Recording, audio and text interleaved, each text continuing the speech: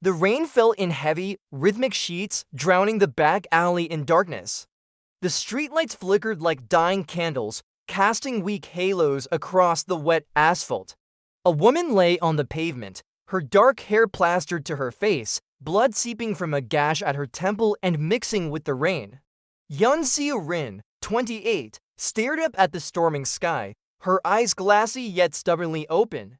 Death doesn't knock, she thought bitterly. It just slips in when you least expect it. Her breath came in ragged gasps, the metallic taste of blood coating her tongue. Somewhere in the distance, footsteps splashed against the puddled ground. A tall figure in a black coat walked away, an umbrella tilted low, hiding their face. She couldn't lift her arm. Couldn't even scream, her gaze dimmed, and then the sound of dripping water was all she could hear. A warm cafe. The comforting scent of coffee beans. Seo-rin sat at a corner table, flipping through a thick folder of contracts. Her phone buzzed. "If you sign this deal, you'll regret it, an unknown number." She stared at the message for a moment, then set the phone aside without a second thought. Back then, she thought she was rising to the top of her career. She didn't know she was walking into a carefully laid trap. Her vision blurred again, the streetlights above dissolved into shadow. The slow, steady rhythm of her heartbeat faded. Thump, thump, thump. And then nothing but white light. She gasped. Her lungs burned, but not from blood. She sat upright in a bed that wasn't hers anymore. The small bedroom smelled faintly of laundry detergent. A cheap desk sat in the corner, piled with textbooks. Posters of K-pop idols clung to the faded wallpaper. Her gaze darted to a calendar above the desk. 2015, her hands shook. She stumbled to the mirror and froze. Long, uncut black hair, no scar under her left eye. A face 5 years younger stared back at her. No, this can't be real, but it was. Somehow, impossibly, she was 22 again, and if that was true, she had a chance.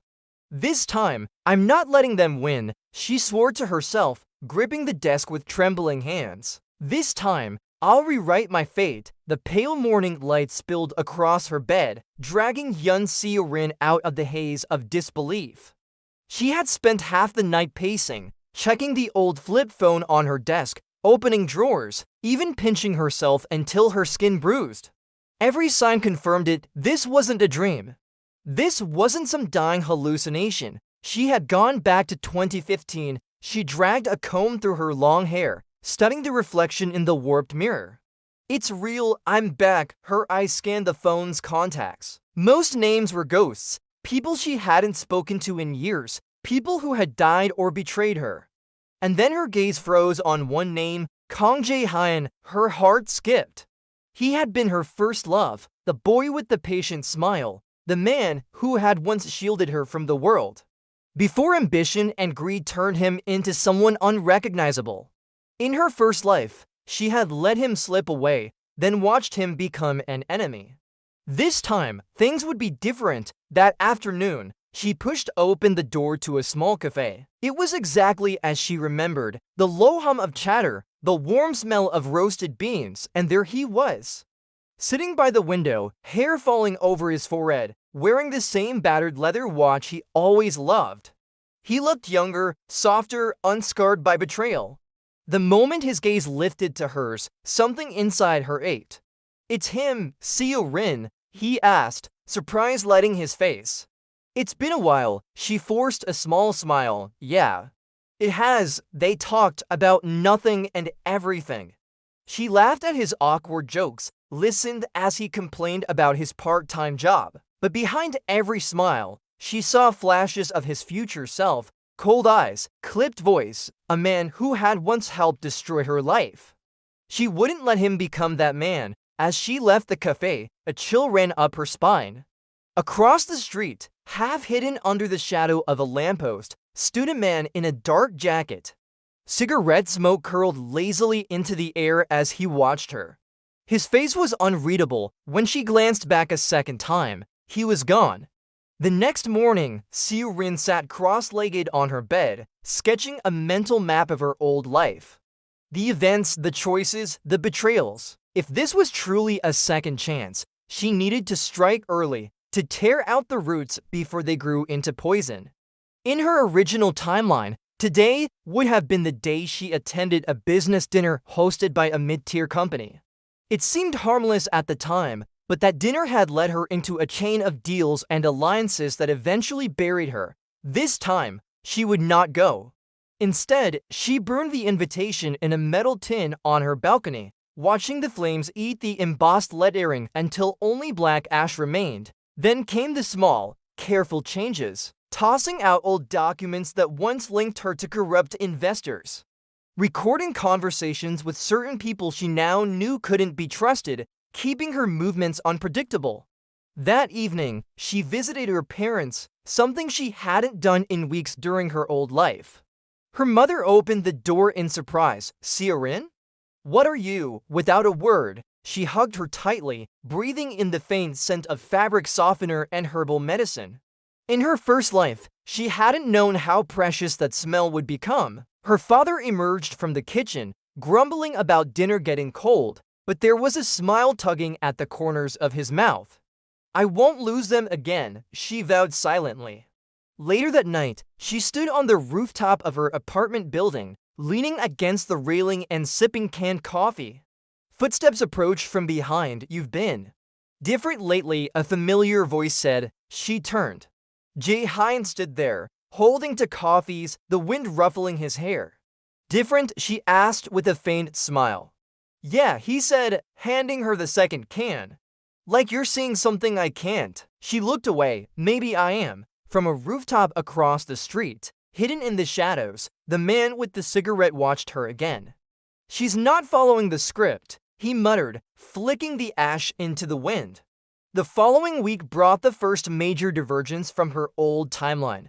A high-rise conference room, a table of suits, and a forged contract that, in her past life, she had unknowingly signed, sealing her downfall. Not this time. Seo-rin stood at the head of the table, a polite smile masking her racing pulse. "This contract," she said clearly, "contains falsified terms on page 6. The original draft doesn't match." Murmurs rippled through the room. One man leaned back, a faint smirk curling on his lips. Han Do-gun, a mid-level investor who, in her old life, had sold her out. "Seems you've learned a few tricks," he said. She slid the proof across the table. "Or maybe I was just always smarter than you gave me credit for." By the end of the meeting, whispers had turned into headlines. Yoon Seo-rin exposes contract fraud. She had just publicly humiliated people who, in her first life, she had desperately tried to please.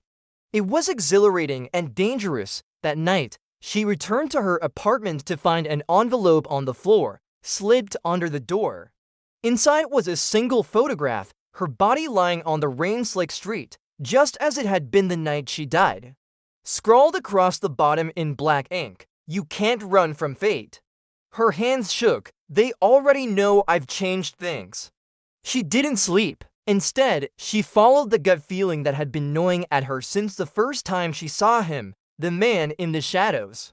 By dawn, she caught him. They collided in a narrow alley, her hand gripping his wrist before he could slip away. "You've been following me," she said coldly. "Why?" The man was tall, with sharp eyes and a scar along his jaw. He didn't deny it. "Pity," he said with a smirk. "I thought you'd be easier to kill." The fight was quick, brutal, metal pipes clattering to the ground, fists striking against walls. She had no training in her first life, but now she fought like a woman who had lived and died once already. When she had him pinned against the wall, she didn't drive the blow home. "Work for me instead," she said through clenched teeth. "You're wasted on them." For a moment, surprise flickered in his eyes. Then he laughed, low and dangerous. "You're either brave or stupid. Fine, I'll bite." But as they left the alley, a camera somewhere zoomed in on their faces. In a dimly lit office across the city, a man watched them on a screen. His expression was calm, almost amused. This was a face Seo-rin had never seen in this timeline, but she would. Park Min-ho, the man who had tried to kill her, was now her uneasy ally. His network and knowledge of the underworld became her shield, though she could never be sure if he was protecting her or just waiting for the right moment to cash her in. Through him, she learned the name of the one who had ordered her death in the first life, Choi Seung-woo, a man she didn't meet until years later in her original timeline. She wasn't going to wait that long this time. At a quiet riverside park, Jae-hyun cornered her, his voice low. "Why are you putting yourself in danger?" She looked at him, seeing the boy she had loved and the man he might still become. "If something's wrong," he said, "I want to protect you." Her chest tightened. "You can't. Not yet." That night, she slipped into a glittering gala, one she remembered from her old life as nothing more than background noise in the news. This time, she was here for a reason. Her heels clicked softly against the marble floor as she scanned the crowd for her target. Minho was somewhere nearby, blending with the servers. Then, she froze. Across the room, a man stood with a glass of champagne in hand, smiling as if he owned the world. Her blood ran cold. It was him. The man who had killed her in the future, only younger, only warmer. He raised his glass in her direction, eyes locking with hers. The smile didn't reach his eyes. "The past isn't just mine to change, it's theirs too."